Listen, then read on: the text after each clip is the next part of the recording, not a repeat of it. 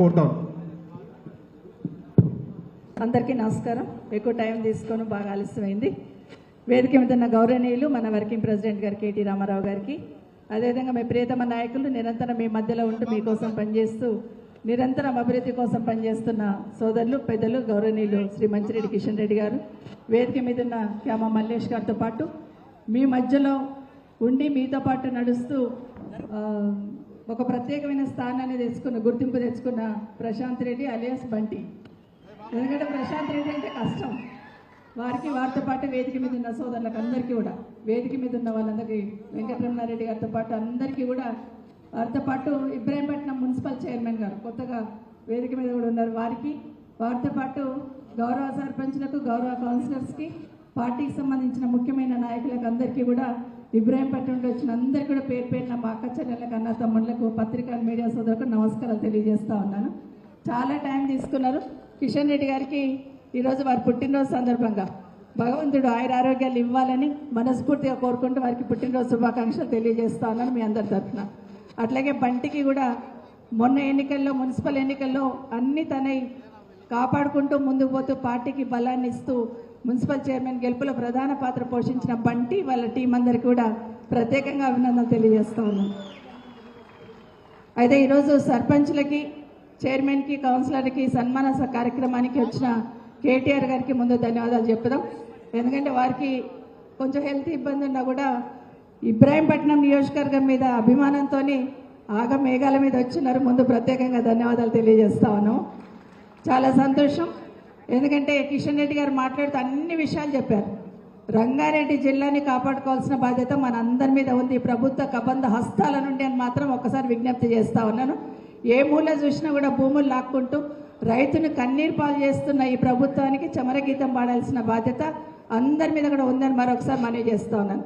అయితే ఇబ్రాహీంపట్నం మహేశ్వరం ఎప్పుడు వేరు అనుకో, ఎప్పుడు కూడా కిషన్ రెడ్డి గారు చేస్తున్న డెవలప్మెంట్ మీద ఒక కన్ను పెట్టేదాన్ని నేను. ఇబ్రాహీంపట్నంలో ఏం జరుగుతుంది, మహేశ్వరం కందుకూరులో ఏం చేయాలని, రెండు కౌల పిల్లల్లాగా ఉంటాయి రెండు కాన్స్టిట్యున్సీలు. కాబట్టి ఎప్పుడు అటు పక్క చూసేదాన్ని. ఇప్పుడు చూడాల్సిన అవసరం లేదు, ఇక్కడ ఏం జరుగుతలేదని అర్థమవుతుంది. కాబట్టి ఇక్కడ చూడాల్సిన అవసరం కూడా లేదనిపించింది. కాబట్టి ఏది ఉన్నా ఒక పరిణితి చెందిన రాజకీయ నాయకులు అధికారంలో ఉంటే, ఎమ్మెల్యేగా కావచ్చు లేకపోతే ముఖ్యమంత్రిగా కావచ్చు, ఏ విధంగా ఉంటుంది అనేది 10 సంవత్సరాల బీఆర్ఎస్ పాలన చూసాం. అనుభవం లేకుండా మీద తిరుగుకుంటూ పైపైన మాటలు మాట్లాడటం అధికారంలో ఉంటే ఎట్లుంటుందో ఇవి రెండు కూడా చూస్తూ ఉన్నాం మనం. రాష్ట్రంలో 10 సంవత్సరాలు జరిగిన అభివృద్ధి ఒక ఎత్తు అయితే, ఈ 2 సంవత్సరాలు జరిగిన అరాచకం ఒక ఎత్తు. ఎక్కడ చూసినా విధ్వంసం. ఎవరు ఏమన్నా అనుకొని, ఎవరు ఎంత అన్నా బాధపడని, నేను అనుకున్న గోల్ నేను రీచ్ కావాలనే ప్రయత్నంలోనే ఈ ప్రభుత్వం పనిచేస్తుందని మనందరికీ తెలుసు. పక్కన నాదర్గులు కావచ్చు, మొండి గౌరేలు కావచ్చు, కోహెడలా కావచ్చు, చేవెళ్ళ నుండి, పరిగి నుండి మొదలు పెట్టుకుంటే ఇక్కడి వరకు 30,000 ఎకరాలనేమో కిషన్ రెడ్డి గారు చెప్తున్నారు. దగ్గర 50,000 ఎకరాలు ఈరోజు ఈ ప్రభుత్వం కన్నేసి లాక్కునే ప్రయత్నం చేస్తూ ఉంది.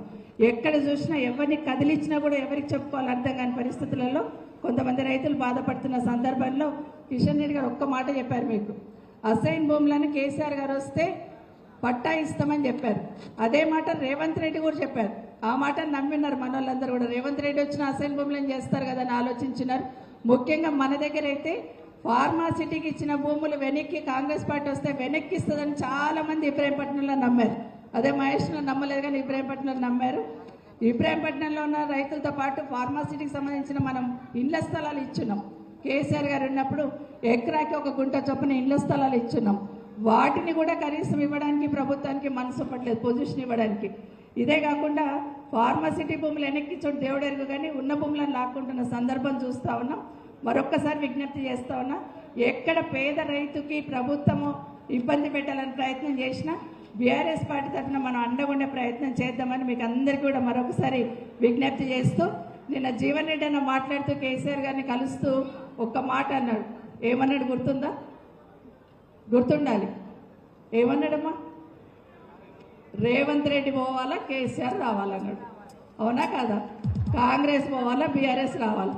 ఖచ్చితంగా ఈరోజు ఇబ్రాహీంపట్నంలో ఏ విధంగా అయితే ఒక్కొక్క కార్యకర్త కష్టపడి సర్పంచ్లను, కార్పొరేటర్లను, కౌన్సిలర్లను గెలిపించుకున్నామో, రేపు ఈ రోజు నుండి ఒక్కొక్క అడుగు ఆ ప్రభుత్వానికి కౌంట్ అవుట్, మనం అధికారానికి దగ్గర అడుగులేస్తున్నాం అనే లెవెల్లో మనం అందరం పనిచేద్దామని మరొకసారి మీకు అందరు కూడా తెలియజేసుకుంటూ, కేసీఆర్ పాలన ఈ రాష్ట్రానికి శ్రీరామ రక్ష, మామూలు జనాలు మాట్లాడుతున్నారు కింద.